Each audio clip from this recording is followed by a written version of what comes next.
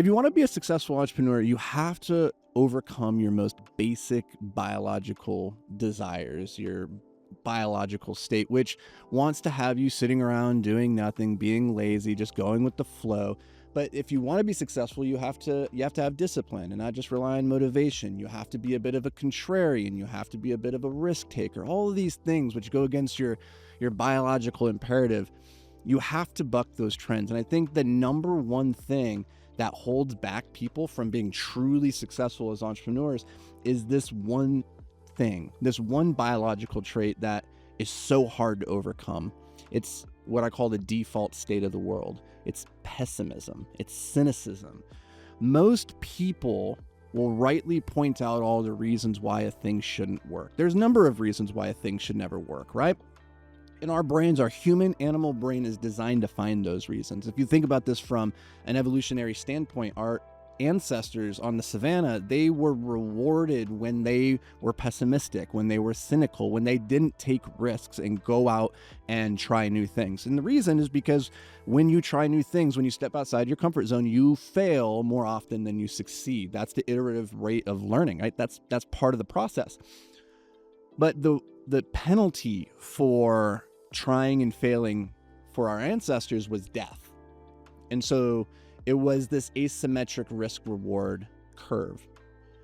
And if you think about the fact that you are the descendant of thousands and thousands and thousands of years worth of pessimistic grandparents and great grandparents, then you understand that it's so hardwired into how you see the world that you will need to work extra hard to overcome it. Not only overcoming your own pessimism, but overcoming the pessimism of everybody that's around you in your life, because their default state is also pessimistic. And the thing is, pessimists, they get to be right, but optimists, they get to change the world. And for our ancestors, it was very dangerous to be an optimist. But for you, honestly, the number of things that can kill you, the number of existential crises that you face on a day-to-day basis, it's very, very low. So for you to take a risk, to go after that opportunity, to build the business of your dreams, whatever it is, to do the thing, to talk to the girl, whatever, go outside your comfort zone, the downside risk is capped. You might have a little bit of social ostracization. People might laugh at you. Maybe you get canceled, whatever. But you're probably not going to die. And barring the fact that you avoid catastrophic ruin in the form of imprisonment or death, as long as you avoid those two things, in today's world, in today's modern society, you can always rebuild and come back. And so the asymmetry of the bet has reversed. For our ancestors, there was very limited upside to taking the risk. A lot of upside to just staying where they are. For you, it's the reverse. There's a cap downside, but there's infinite upside. There's infinite upside to going after your dreams, to try that thing, to have that conversation, and to step outside your comfort zone, to try new things and be comfortable with failing. And so the people that are rewarded in today's society, the most successful people, the most successful entrepreneurs, have overcome this most basic of biological desires, which is to stay comfortable, to stay cynical, and to look for all the reasons why a thing shouldn't work. Now, that doesn't mean you should go be delusional and just run headlong into stupid risks and not consider the downside and to try to prevent that and plan accordingly. I'm not saying that. You need to have a little bit of reason and rationality here, but just understand that worst case scenario, you're probably going to be okay. And so the other side of this that I really want to encourage you to consider is that the way that you see the world is largely a reflection of the beliefs that the people around you have. So if you surround yourself with people who believe in the status quo and staying where they're at, and not bucking the trend and not going after the greatness and staying comfortable and complacent and compliant, all that, if you're surrounded by those people, then that becomes your default worldview as well. You become pessimistic. And it's imperative that if you want to be successful, you surround yourself with people who do not think like that, because their pessimism is a self-fulfilling prophecy.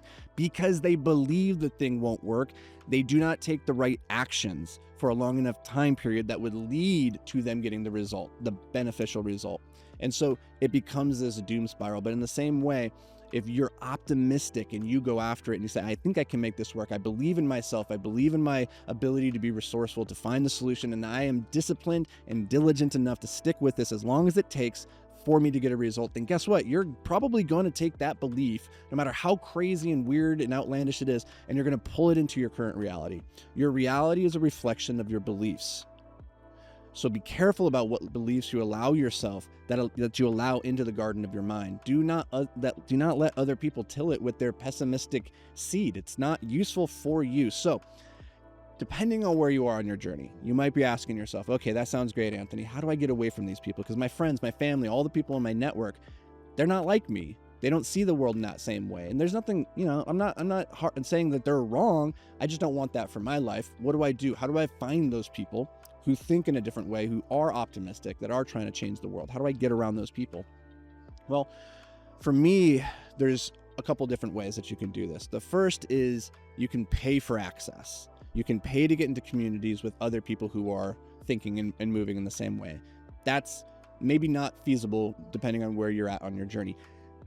Number two is you read, you consume the content of the optimists, the great thinkers, the Winston Churchills, the Elon Musks. You consume everything they put out, and by osmosis, they become a pseudo mentor to you. A third way is to be the lighthouse that pulls everybody together. Because the truth is, here's the crazy thing. A number of years ago, when I started creating content, a part of it was I wanted to be the lighthouse that, through my light shining, would give other people in my life the permission to step into their own greatness. Because what I found for myself was I held myself back for so many years because I believed nobody else thought the same way I did. And I didn't want to be weird. I didn't want to stand out, and I didn't want to make other people uncomfortable. But as I started moving down the path of personal development and started growing and striving to be a better version of myself and started getting articulate and telling the world about my goals, what I noticed was that there were people in my life who started to come out of the woodworks to go, hey, I've wanted this for so long. I thought I was alone. I just didn't know anybody else in my life thought these things. And what's crazy is I think most people do want that.